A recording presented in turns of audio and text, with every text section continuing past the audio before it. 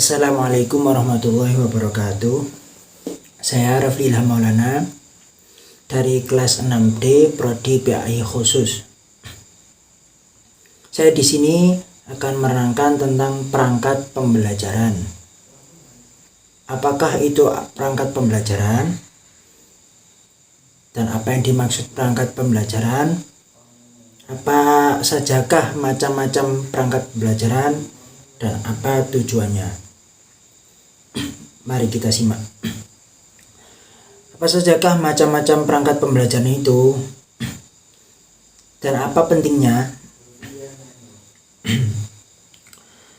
Sebelum melakukan dan melaksanakan kegiatan belajar mengajar, para guru harus membuat dan memiliki perangkat pembelajaran berdasarkan Permendikbud nomor 22 tahun 2016 yang membahas tentang penyusunan perangkat pembelajaran dalam bentuk rencana pelaksanaan pembelajaran yaitu RPP dan silabus yang berdasarkan standar isi.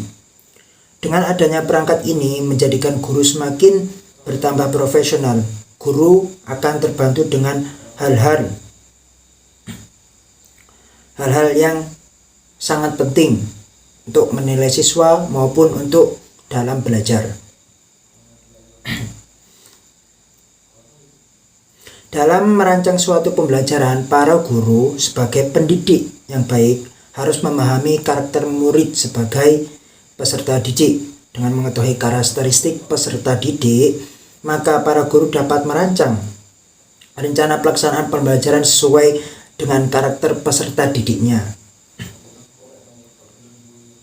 Berikut adalah perangkat pembelajaran, yaitu yang pertama perangkat pembelajaran kurikulum 2013. Yang pertama, kalender pendidikan. Kalender pendidikan ini sebagai acuan lokasi waktu 1 tahun pembelajaran. 2. Program tahunan Prota. Ketiga, program semester. Keempat, silabus. Kelima, rencana pelaksanaan pembelajaran atau RPP. Keenam, lembar kerja siswa untuk memotivasi siswa lebih kreatif. Ketujuh, instrumen penilaian sikap. Kedelapan, buku materi ajar acuan untuk siswa dan guru. Kesembilan, buku absensi untuk melihat presentasi kehadiran. 10. Buku jurnal mengajar evaluasi para pendidik. 11. Bundel portofolio sebagai bahan evaluasi. Yang ke-12, bank soal untuk mengukur kemampuan siswa. 13. Media pembelajaran untuk mendukung model dan metode pembelajaran yang tepat. Ke-14, daftar laporan penilaian kelas. Untuk yang terakhir itu mungkin ada yang pendapat lain atau dari sumber lain yang berbeda-beda.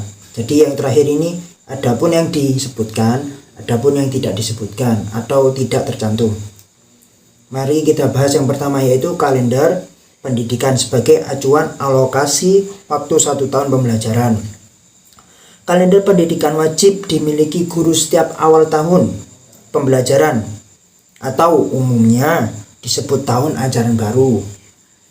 Tahun pembelajaran pada satuan pendidikan yang meliputi hari-hari efektif pembelajaran serta waktu libur pendidikan dan maupun libur nasional. Dalam kalender pendidikan membuat tanggal penilaian tengah semester, penilaian akhir semester, hingga penilaian akhir sekolah maupun ujian nasional. Kalender ini dijadikan dasar untuk merancang pembelajaran mulai dari program tahunan, program semester, silabus hingga RPP. Jadi contohnya untuk pembuatan kalender pendidikan ya, itu kalian membuat kolom yang berisi hari yang umumnya 30, adapun 31 berarti menjadi 31 dan garisnya dari bulan Januari hingga Desember berarti 12 ya, 1 tahun ada 12 bulan. Kalian membuat bahwa semuanya pertama hari efektif kecuali hari libur. Seperti kalau Jumat ya Jumat, kalau Ahad ya Ahad. Kalau yang Ahad atau Jumat berarti yang hari Ahad atau Jumat diwarnai merah atau yang lainnya, terserah kalian maunya apa, tapi yang umumnya adalah merah. Selain itu berarti hari efektif. Yang kedua, adapun juga selain hari Ahad yaitu hari besar maupun Islam, agama-agama lain boleh, seperti hari Raya Idul Fitri, Idul Adha dan lainnya.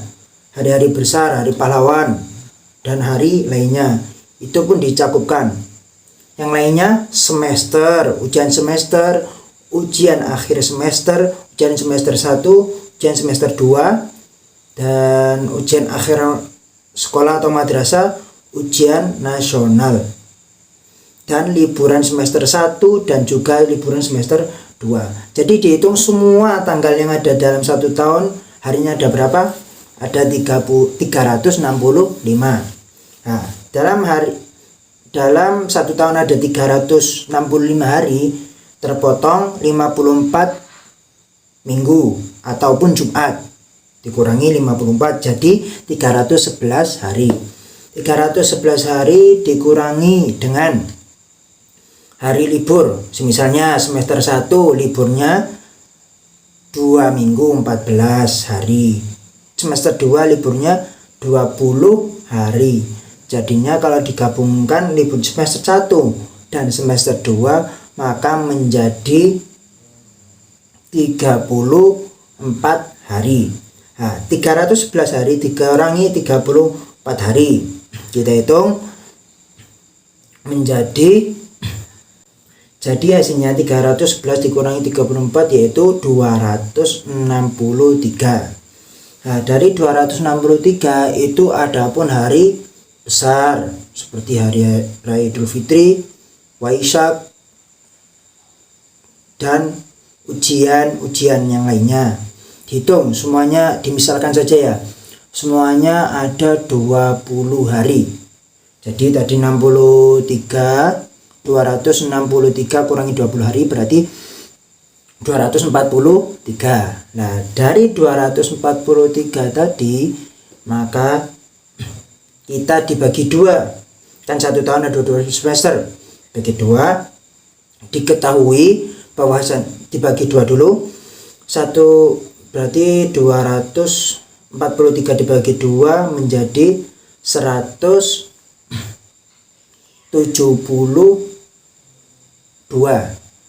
171 itu kemungkinan saja, saya tidak bisa menyinkronkan dengan reliefnya, kan cuma menghitung saja.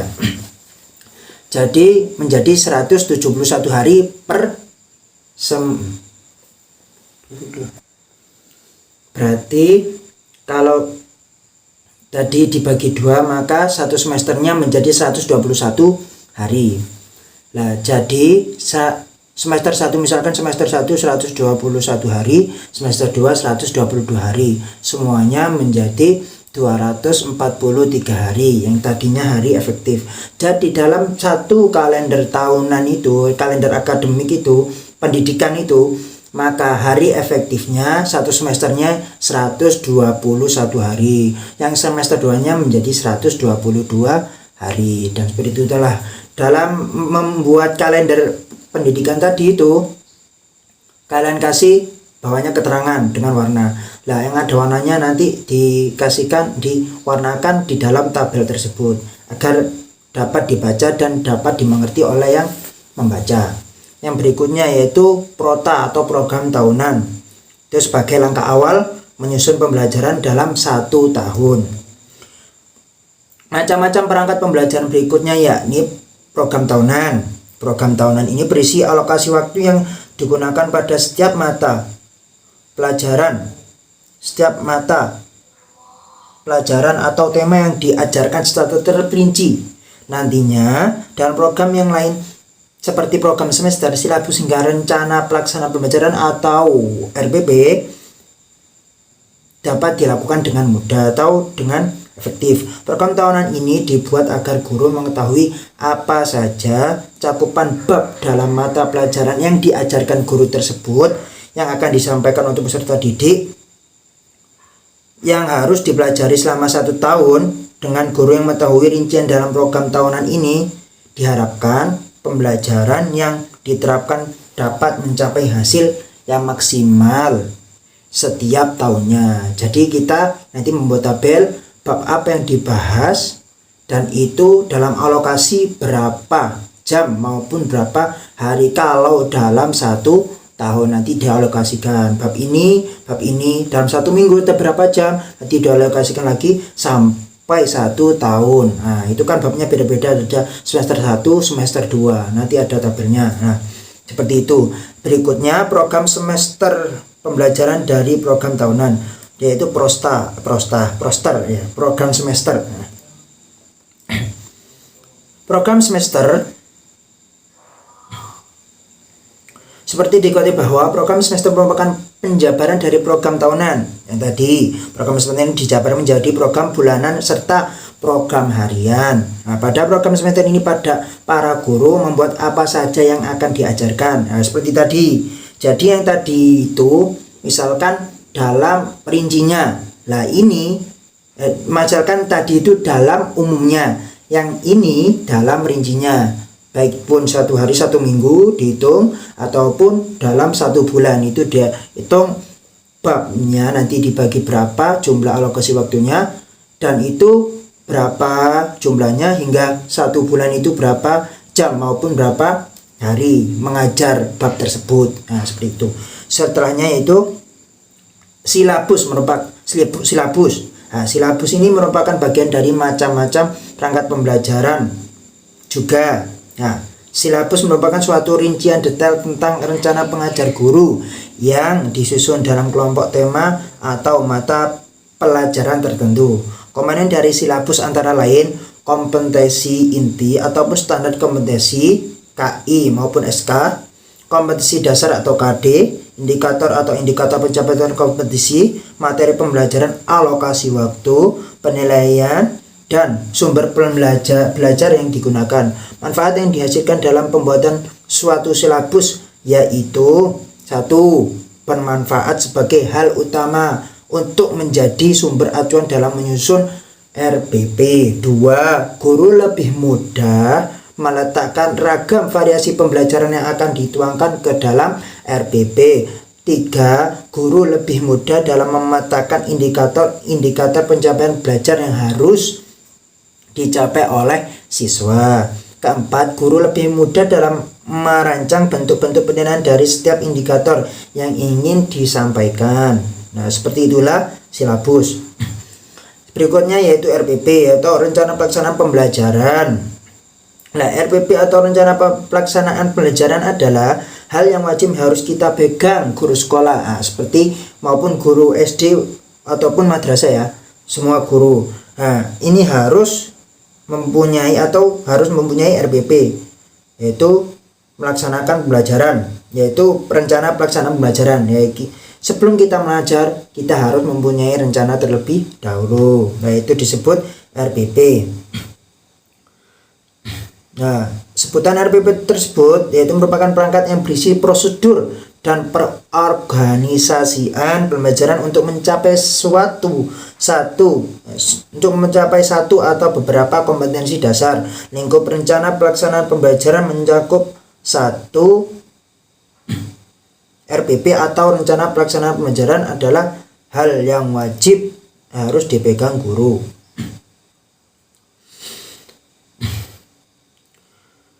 Nah, setelah itu RPP. Nah, rencana kita itu harus mengajarnya itu bagaimana dan belajarnya itu bagaimana, nanti menilai, membuat tujuan pembelajaran ini itu kemana dan tujuan kita belajar itu untuk apa dalam tadi kompetensi inti, kompetensi dasar, indikator pencapaian kompetensi, materi ajar, metode kita untuk mengajar, sumber untuk mengajar, dan langkah-langkah pembelajaran dan penilaian hasil belajar itu direkap dalam satu kesatuan yaitu RPP. Nah, itu berikutnya yaitu lembar kerja siswa. untuk memotivasi siswa lebih kreatif. Nah, dalam hal ini mungkin ini tambahan, dan ada dalam yang lainnya mungkin ini tidak dicakup dalam perangkat pembelajaran. Nah, ini cuma tambahan. Mungkin untuk pendapat yang lainnya, kalau saya mengikuti pendapat ini termasuk dalam perangkat pembelajaran. Lembar kerja siswa memotivasi siswa lebih kreatif, yaitu lembar kerja siswa diberikan kepada guru kepada siswanya agar guru dapat melihat apakah materi yang diajarkan sudah dapat diserap oleh siswa atau diterima baik oleh siswa. LKS dapat berupa buku atau kertas lembaran yang dikerjakan siswa, yaitu lembar kerja siswa motivasi. Berarti yang disebut LKS itu lembar kerja siswa yang memotivasi. Berikutnya itu instrumen penilaian. Nah, instrumen penilaian sikap. Nah, ini dalam kurikulum 13 ini sangat penting ya. Instrumen penilaian sikap adalah berupa buku rekap penilaian sikap siswa selama pembelajaran berlangsung. Nah, selama pembelajaran berlangsung baik 1 tahun, 1 bulan maupun 1 minggu bisa dilaporkan kepada gurunya. Yang berikutnya itu buku materi ajar acuan untuk siswa dan guru, dan juga ada bukunya baik pun itu LKS maupun itu buku paket ataupun metode dalam belajar pengajaran media software ataupun hardware dalam guru. Terserah gurunya mau software itu dalam komputernya, mau hardware dalam buku bisa, media cetak bisa, media lisan maupun media IT pun bisa. Berikutnya buku absensi untuk melihat presentasi kehadiran. Adapun juga pentingnya buku absensi. Setiap kita masuk kelas atau masuk sekolah pasti kita di absen.